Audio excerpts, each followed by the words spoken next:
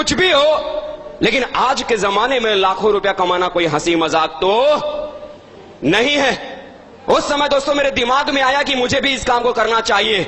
मुझे भी लगा कि शायद इस बिजनेस की वजह से मेरा भी जीवन बदल सकता है। मुझे भी लगने लगा कि हाँ, मुझे भी कोशिश करनी चाहिए। लेकिन दूसरे ही पल मेरे दिमाग में एक सवाल आया कि सब कुछ तो ठीक है, करना तो मैं भी चाहता हूं, लेकिन इसमें जुड़ने के बाद अगर मेरे साथ दो नहीं बने तो मेरा क्या होगा? क्योंकि मैं सोच रहा था कि मैं तो एक स्टूडेंट हूं, मेरी बात को कौन मानेगा, मेरे साथ कौन जुड़ेगा, यह विचार मेरे दिमाग में चल ही रहा था। तो उन्होंने सामने बैठकर मुझसे पूछा कि अजय जी, अब आपके मन में क्या चल रहा है? मैंने उनसे कहा कि सर, सब कुछ तो सही है, मैं करना भी चाहता हूं, मैं कर भी सकता हूं, लेकिन अगर मेरे साथ दो नहीं बने तो? उन्होंने दोस्तों मुझसे एक सवाल पूछा, एक सीधा साधा सवाल उन्होंने मुझसे पूछा। उन्होंने मुझसे पूछा कि अजय जी, मुझे एक बात बताओ कि मरने के बाद एक मुर्दा कितने लोगों के कंधे पर चलता है? मैंने भी कहा 4। उन्होंने बोला, मरने के बाद अगर एक मुर्दा अपने लिए 4 कंधों को तलाश लेता है तो अजय पंडित जरा सोच, अगर तू जिंदा है तो जिंदा रहते हुए मुर्दे का 50% काम 2 कंधों को तलाश नहीं सकता क्या?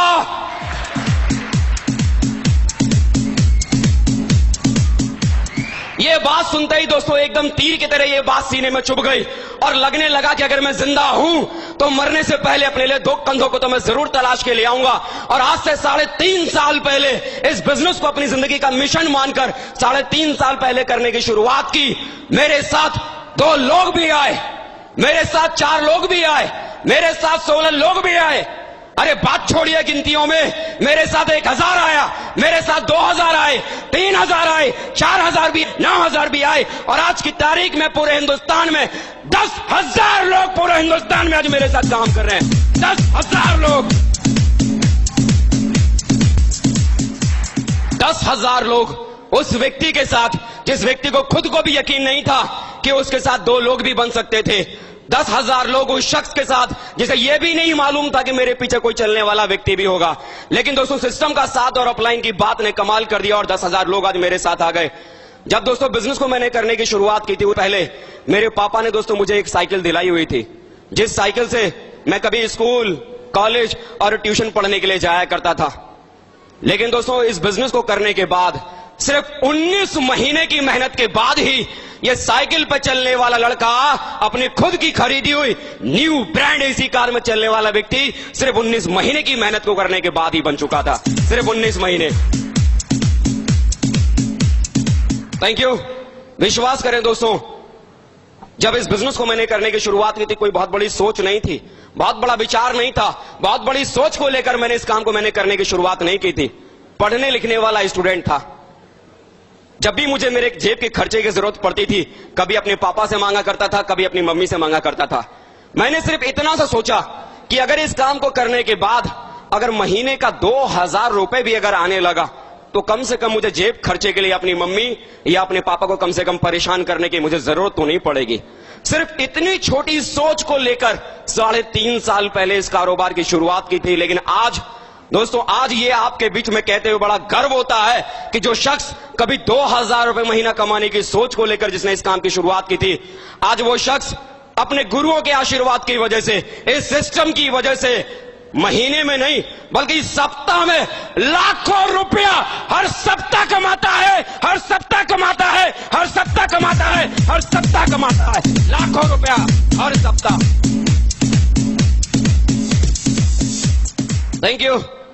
बिलीव करें दोस्तों, मैं किसी करोड़पति घर से नहीं हूं। मेरे पिताजी इससे पहले कभी मजदूरी किया करते थे। आज उनकी उम्र 60 साल है। पिछले 40 साल से मजदूरी करने के बावजूद भी उन्होंने हम बच्चों को हमेशा अच्छे स्कूल में पढ़ाया लिखाया। मुझे शुरू से उन्होंने मुझे कॉन्वेंट स्कूल में पढ़ाया।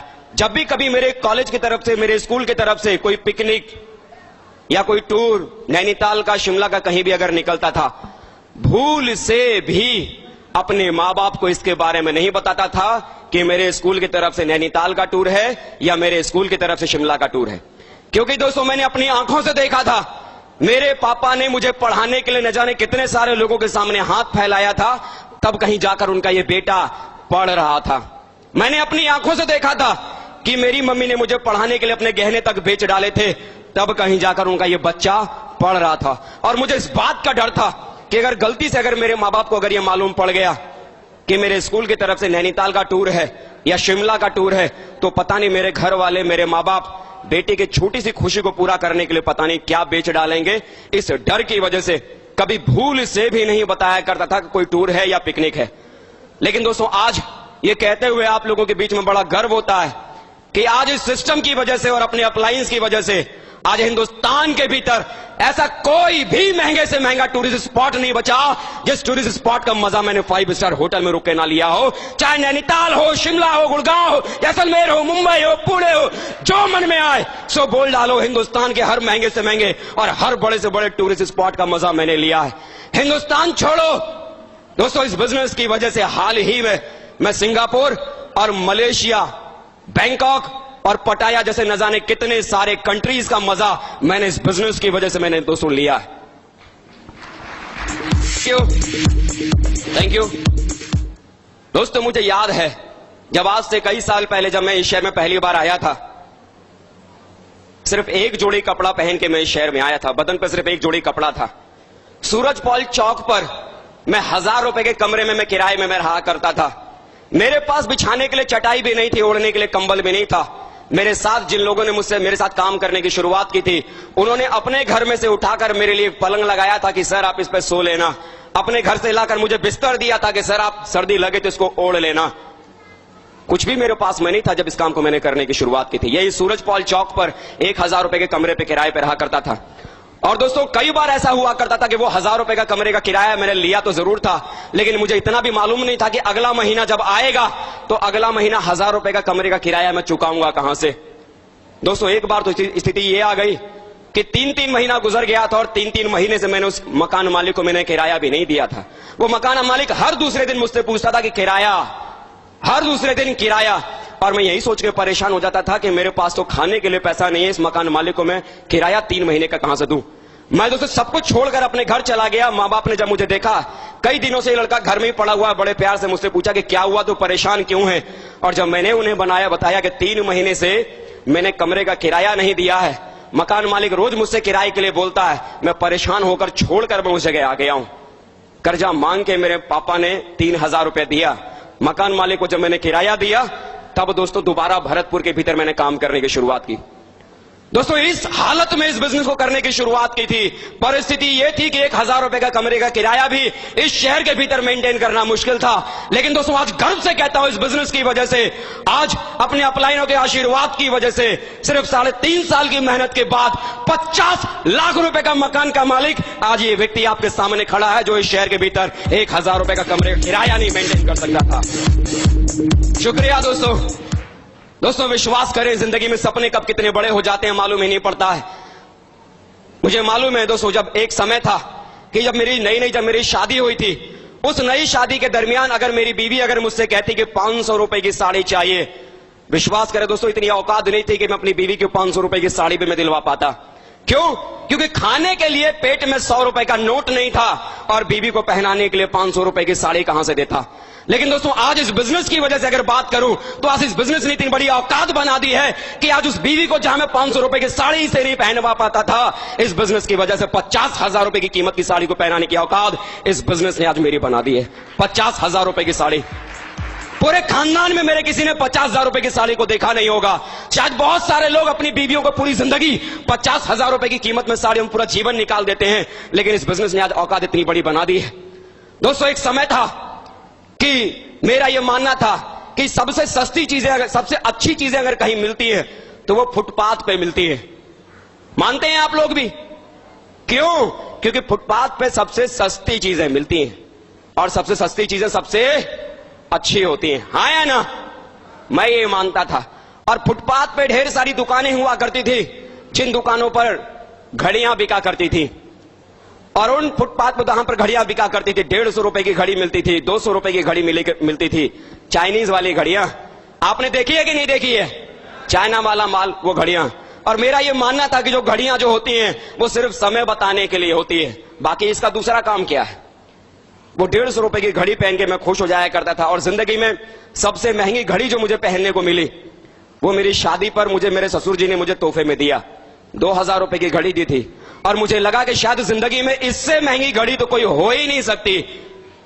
क्योंकि मैं यही समझता था कि घड़ी सिर्फ समय दिखाने के लिए होती है। लेकिन दोस्तों आज फक्र से कहता हूं, इस बिजनेस की वजह से, अपने अपलाइन की वजह से, जो लड़का कभी अपने जिंदगी में 150 रुपए से ज्यादा कीमत की घड़ी नहीं पहन पाया, इस बिजनेस की वजह से लाखों रुपए कीमत की राडो जैसी घड़ी को पहनता है, इस बिजनेस की वजह से। सही बात है, वो 150 रुपए की घड़ी समय दिखाने के लिए काफी था। आज ये लाखों रुपए की घड़ी वो भी समय दिखाती है, लेकिन ये लाखों रुपए की घड़ी इस बात को बताती है जमाने को कि ये लाखों रुपए की घड़ी पहनने वाला व्यक्ति आज जिंदगी की जरूरत को पूरा करने की ताकत नहीं रखता, बल्कि जिंदगी की हर ख्वाहिश को पूरा कर सकता है, क्योंकि ये लाख रुपए की घड़ी जरूरत नहीं, चाहत है, चाहत है, चाहत है। आज चाहतों को पूरा करने की ताकत इस बिजनेस ने आज मुझे दी है। जरूरतों के हिसाब से जिंदगी नहीं चलती। पिछले 2 साल से दोस्तों मैं एक 4 लाख रुपए की इयॉन कार को चला रहा हूं, 4 लाख रुपए की इयॉन कार। आज दोस्तों बड़ा गर्व होता है आपके बीच में कहते हुए कि वो मजदूर का बेटा जिस घर में साइकिल के बाद मोटरसाइकिल खरीदना भी सिर्फ और सिर्फ एक सपना था। सपना समझते हैं आप? समझते हैं? सपना वो जो कभी जिंदगी में पूरा ना हो, उसे सपना कहते हैं। यानी मोटरसाइकिल खरीदना भी सपना, यानी इस जीवन में कभी हो ही नहीं सकता, सोच भी नहीं सकते, सिर्फ सपनों में देख सकते हैं, लेकिन पाया नहीं जा सकता। लेकिन आज उस मजदूर घर के इस बेटे की औकात आज इतनी बड़ी हो गई कि आज इस सिस्टम की वजह से और अपने गुरुओं की आशीर्वाद की वजह से ये मजदूर का बेटा 50 लाख रुपए की कीमत की ऑडी कार बुक करके आपके सामने खड़ा है। 50 लाख रुपए की ऑडी कार, 50 लाख रुपया। लोग पूरी जिंदगी मेहनत करने के बाद, काम करने के बाद अपने लिए 50 लाख रुपए का मकान नहीं बना पाते हैं, लेकिन इस बिजनेस की वजह से आपके सामने खड़ा होके ये ऐलान कर रहा हूं कि आज इस बिजनेस की वजह से ये 1.5 पसली वाला लड़का जिसकी औकात नहीं है, जिसकी शक्ल नहीं है, जिसकी सूरत नहीं है, लेकिन इस बिजनेस ने इतनी बड़ी औकात बना दी है कि 50 लाख रुपए की कार में चलने वाला शख्स ये आपके बीच में खड़ा हो गया, जितने की हड्डियों की वजन उसके भीतर नहीं है। ये बिजनेस इतनी बड़ी औकात बना सकता है। क्या जिंदगी में इतनी बड़ी खुशी चाहिए? यस या नो? क्या जिंदगी को जरूरतों की जगह चाहतों के साथ जीना चाहते हैं? यस या नो? चाहते हैं? यस या नो? बता के बताओ कितने लोगों को लगता है कि चाहतों के हिसाब से जीवन चाहिए? क्या बात है, चाहतों के साथ जीवन जीने वालों के लिए एक जोरदार ताली दोस्तों आप लोगों के लिए हो जाए।